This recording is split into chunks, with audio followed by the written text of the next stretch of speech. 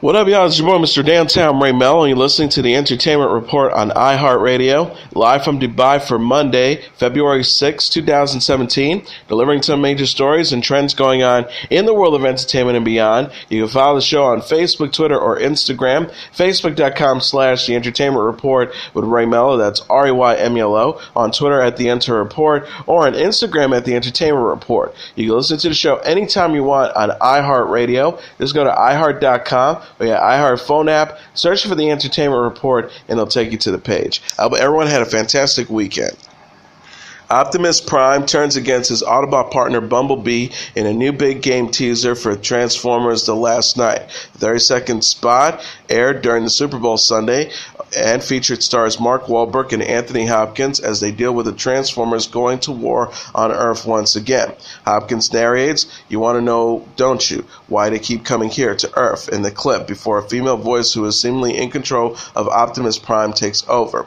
She asks Optimus Prime, "Your world is dying, do you seek redemption?" Prime responds, "My maker, I do," before his eyes turn red and he heads off to battle Bumblebee in a hard-hitting fight. The synopsis for the film reads, "The Last Night shatters the core myths of the Transformers franchise and redefines what it means to be a hero. Humans and Transformers are at war. Optimus Prime is gone. The key to saving our future lies buried in the secrets of the past, in the hidden history of the Transformers on Earth." It continues by saying, "There comes a moment in everyone's life when we are called upon to make a difference. Transformers The Last Night, the hunted will become heroes, heroes will become villains, only one world will survive, theirs and ours." Directed by franchise helmer Michael Bay, The Last Night blasts into theaters June 23rd. Actor Matt Damon says he enjoys relocating from California to China for half a year to star in director Zhang Yimou's upcoming monster movie, The Great Wall. The married father of 4 daughters joked with reporters at New York Comic Con by saying, "It was an amazing experience. I brought my whole family and we adapted cast member Pedro Pascal, which was great."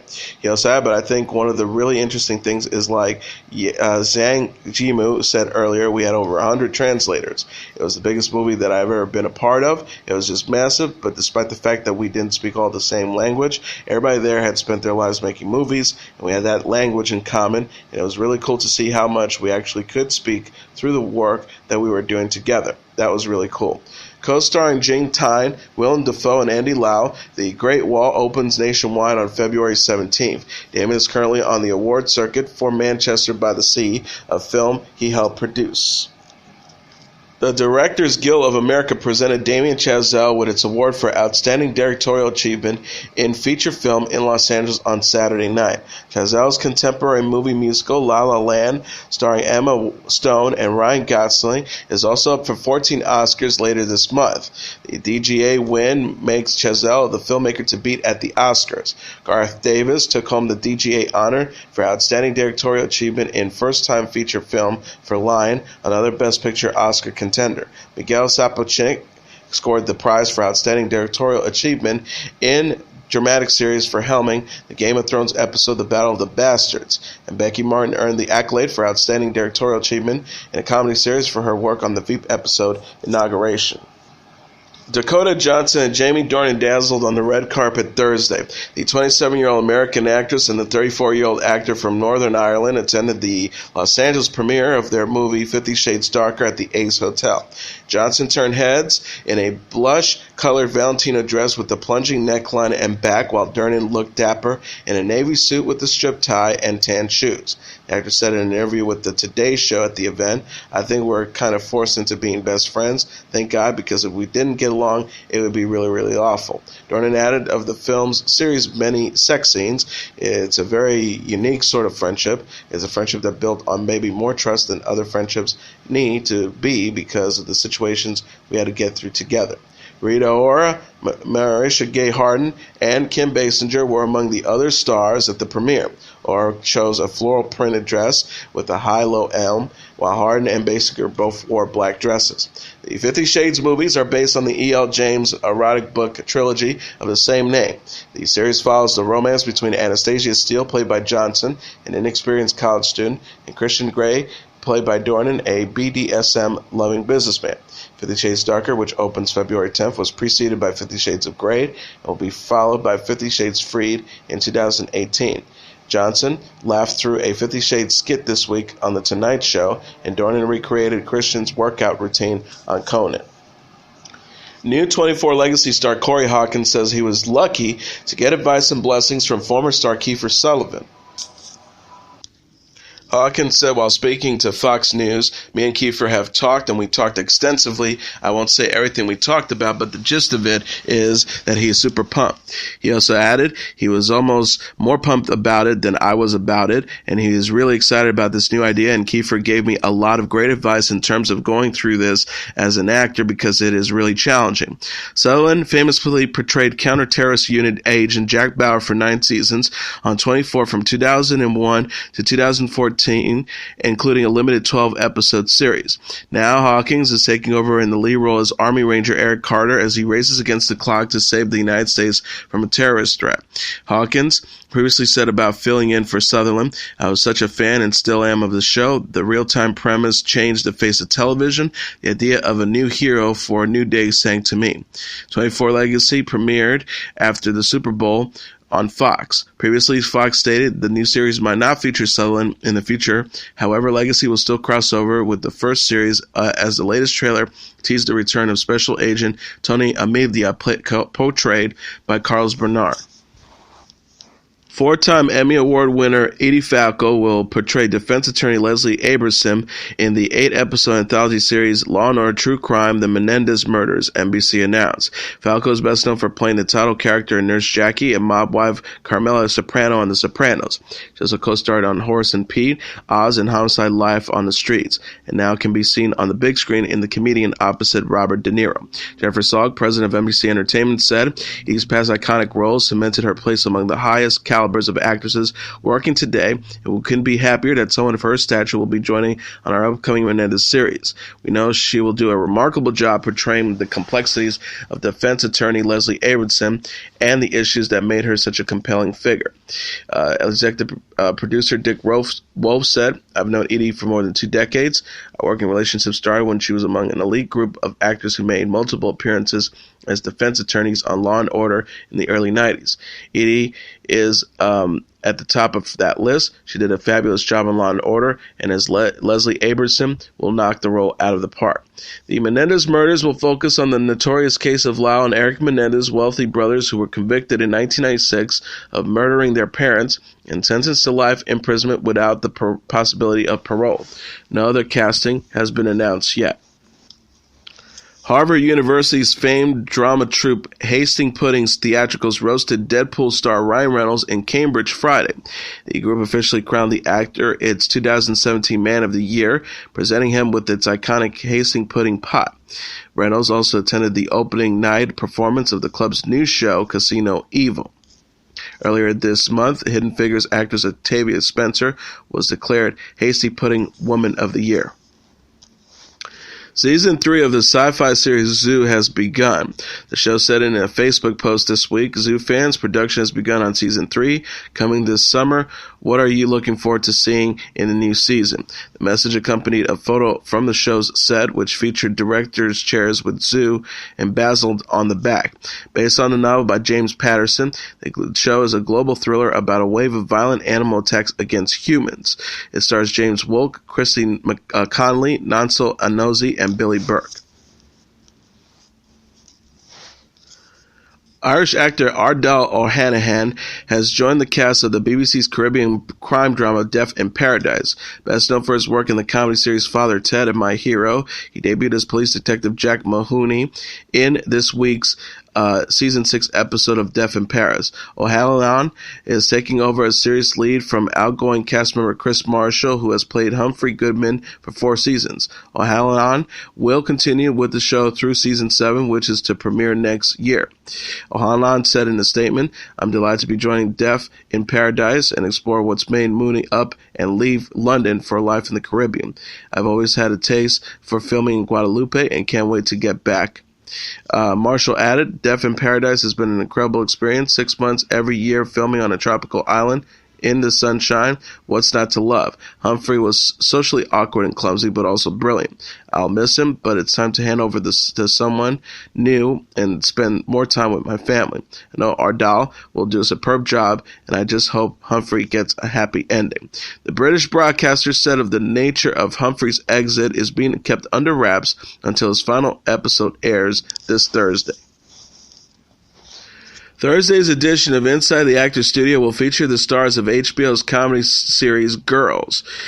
Bravo said in a press release, creator, co-executive producer, and star Lena Dunham is joined by fellow cast members Jemima Kirk, Zoza Mamet, and Allison Williams to appear on Lipton's stage and discuss their most cherished experiences just days before the start of the final season. Season 6 of Girls is to debut February 12th. Inside the Actors Studio is hosted by famed interviewer James Lipton. Celebrity chef and television personality Gordon Ramsay is getting 3 new shows on Britain's ITV. Ramsay will star as an as-of-yet untitled primetime documentary program, a daytime cookery series called Culinary Genius, and the late-evening nightly show. The new deal brings Ramsay home to the network where he first established his popular reality show, Hell's Kitchen. Ramsay said in an interview, "We're reaching audiences on every level with this one, and I'm really excited to work on 3 completely different formats with ITV. ITV Director of Television Kevin Ligo says Gordon is not only a world-class chef, but a world-class television presenter. It's a great thing to have him back where it all started with some brand new shows. He's an irrepressible talent, and we're really looking forward to his return to ITV in 2017. Melissa McCarthy made a surprise appearance on this weekend's edition of Saturday Night Live. The Bridesmaids and Mike and Molly star wore a men's suit and hairpiece as she played an exaggerated version of White House Press Secretary Sean Spicer in a sketch set up as a competitive media briefing airing on C-SPAN. The clip also featured Secretary of Education nominee Betsy DeVos, played by Kate McKinnon, and SNL cast members Bobby Moynihan, Cicely Strong, Vanessa Bayer, Alex Moffat, and Mickey Day, and guest host Kristen Stewart as various members of the White House Press Corps. The video showed McCarthy Spicer screaming at reporters, using props to make a point, squirting an interview with a water gun, and trying to run over one journalist with his podium. It's gotten more than 400,000 views in less than 24 hours. Actress Camilla Luddington revealed the sex of her baby by holding up a Tomb Raider in training onesie in an Instagram post. Grey's Anatomy star and the voice of Lara Croft in the Crystal Dynamics Tomb Raider video game series announced that she is pregnant with a baby girl. Luddington wrote, "I am so excited to announce today that I'm having a girl," wrote alongside a photo of her holding the onesie given to her by the game development studio. She says, "I want her to grow up knowing how strong women are, to be a little warrior who is not afraid to use her voice and stand up for what she believes is right, navigate through life with courage and kindness, and to be one of the girls who says, 'You can sit with us.'"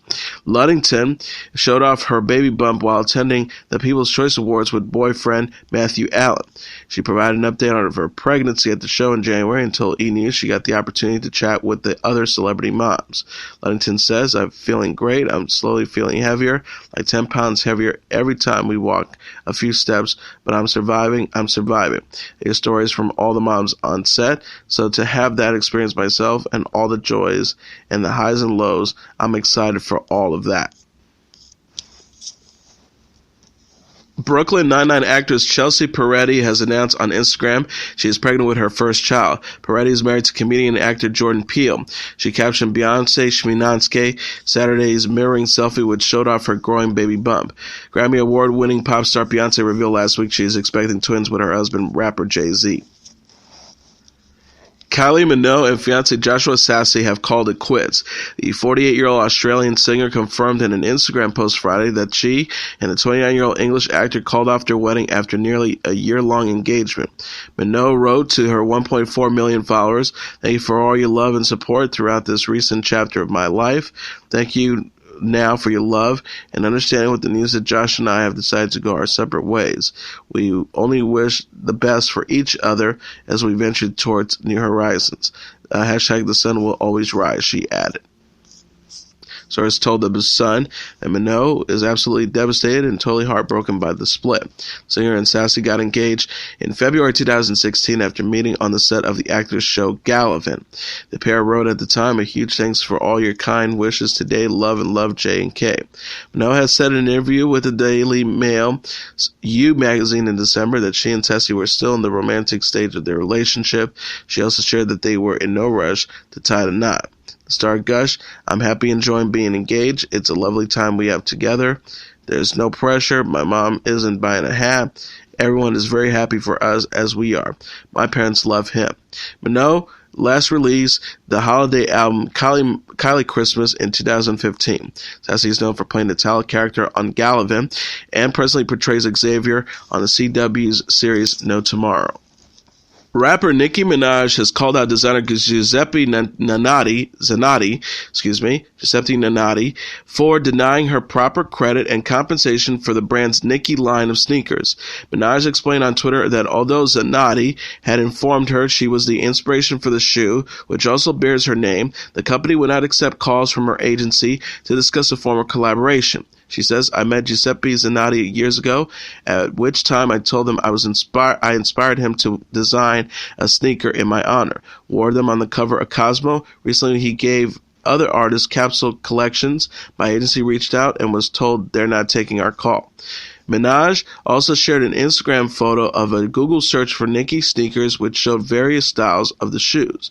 Minaj wrote, hashtag Giuseppe What's Good, 23 pairs of sneakers in my collection and they won't take a call. She then took to social media to rally her fans to share the hashtags, hashtag Giuseppe What's Good and hashtag Run Me My Check to get the brand's attention. She wrote, "The racism and disrespect won't tolerate." She offered a 24-hour deadline for the brand to resolve the issue, while stating she was seeking recognition for her role in the shoe's design more than monetary compensation. Minaj wrote on Twitter, "Don't care about the money. It's just the disrespect. You're not taking my call. Give some money to charity in my name or something." Ariana Grande and John Legend released their Beauty and the Beast debut duet Thursday. The 23-year-old pop star and 38-year-old singer recorded a new version of the Beauty and the Beast theme song for Disney's live-action film starring Emma Watson and Dan Stevens. Grande quoted, "Bittersweet and strange," the song's lyrics with the rose emoji on Twitter. Emma Thompson will sing Beauty and the Beast as Mrs. Potts in the new movie. Angela Lansbury performed the song in Disney's original 1991 animated film, with the track later recorded as a pop duet by Celine Dion and Peebo Bryson. Beauty and the Beast was written by lyricist Hiro Ashman and composer Alan Menken. The song won an Oscar for Best Original Song and Grammys for Best Song Written for Visual Media and Best pop performance by a duo. Producer Ron Fair said in January, "Stepping into the shoes of an Oscar and Grammy award-winning classic is not small potatoes." But with today's two greatest singers, John Legend and Ariana Grande, we're bringing the song back with a new school, old school, fresh treatment that shows the soulfulness and power of what a great melody and lyric can inspire. Faith Evans has announced a new duets album titled The King and I that will feature unreleased vocals from late hip-hop icon, the Notorious B.I.G. Set to be released 2 days before Notorious B.I.G.'s birthday on May 19th, the project is Evans' first album in 10 years. Tracks will also include duets with Notorious B.I.G. associates Lil' Kim and The Lox' Chic Louch, along with Busta Rhymes, Jadakiss, Snoop Dogg, Lil' C, Style P, and Biggie's mom, Valletta Wallace.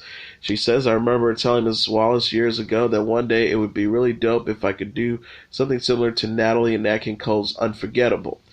She says, "Knowing the love that Big had for Tiana and CJ, I feel it is my duty to uphold and extend his legacy, especially his musical contributions. This project is my creative reflection of the love we had and the bond we will always have. I'm elated to share this musical journey with our fans."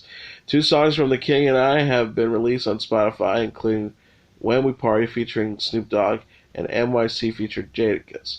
Evans and Notorious B.I.G. real name Christopher Wallace were married from 1994 until his death in 1997. They were separated at the time of his death.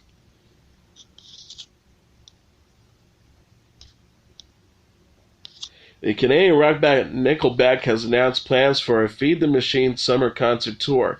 Produced exclusively by Live Nation, the string of shows is set to begin on June 23rd in Noblesville, Indiana. The musicians will play 44 dates across North America, including stops in Detroit, Los Angeles, Chicago, and in Canada, in Toronto and Vancouver. Daughtry will join Nickelback as special guest for all the U.S. dates, as well as in Toronto and Montreal. Shaman's Harvest will perform at all of the concerts. Chief Thrick will be special guest for the Western Canadian leg of the tour. The show is to support the band's 9th studio album, Feed the Machine, which is due out on June 9th.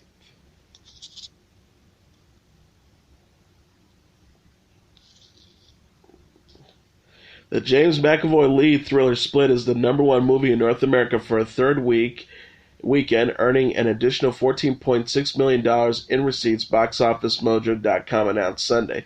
Coming in at number 2 with $13 million is Rings, followed by A Dog's Purpose at number 3 with $10.8 million, Hidden Figures at number 4 with $10.1 million, and La La Land at number 5 with $7.5 million.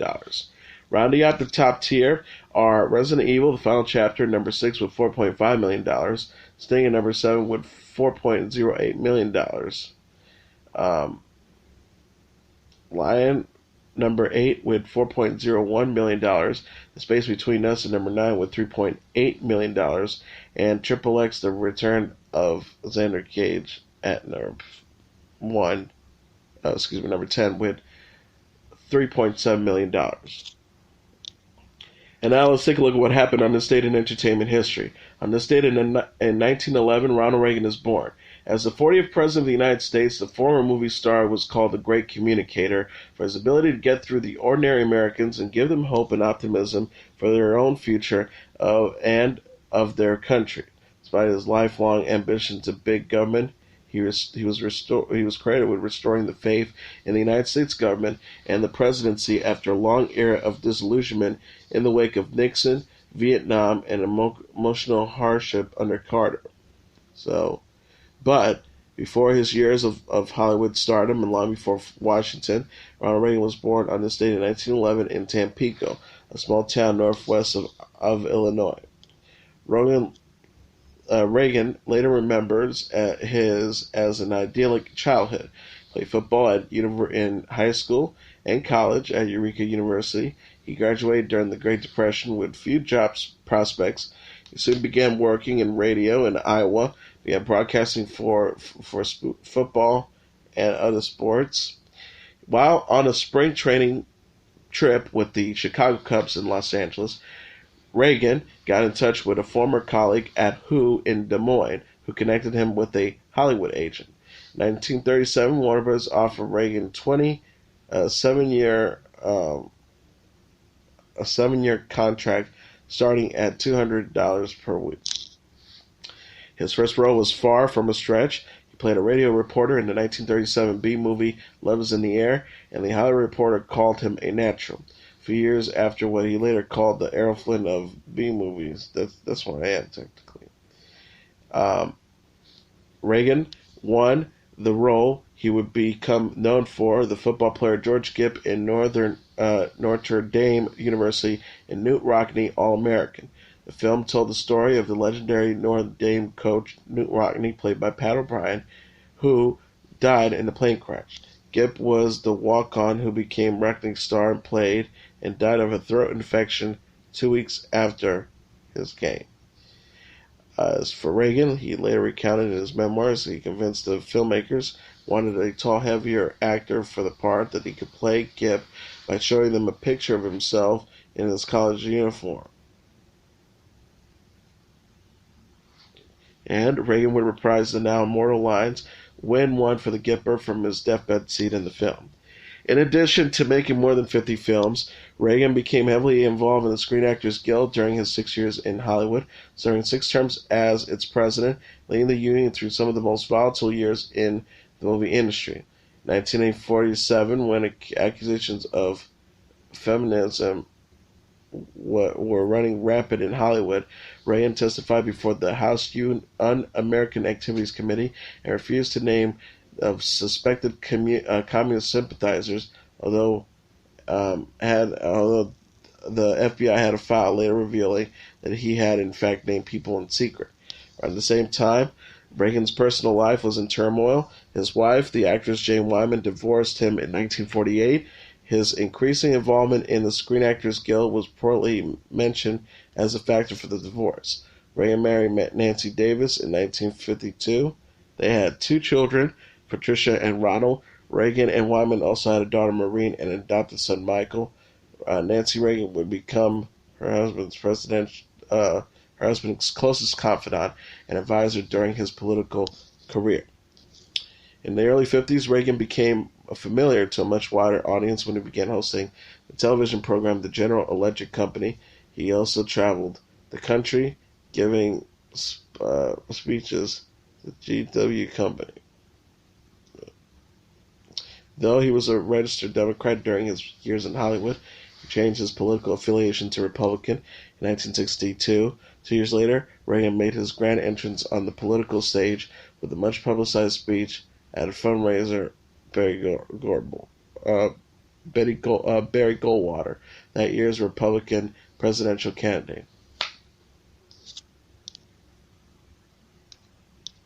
In 1966, Reagan defeated the incumbent governor of California, Pat Brown, by close to 1 million votes, taking the next step on the road to the White House. At the age of 69, Reagan was the oldest man in the history to take office as U.S. president. His career in Hollywood, though thought to be a weakness at the beginning of his life in politics, turned out to be arguably one of his biggest assets.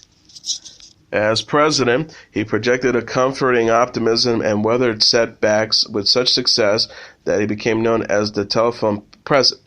His foreign policy legacy, tarnished after the Iran-Contra affair, was deemed in the eyes of many by the end of the Cold War and the opening of relations with the Soviet Union in the 1980s.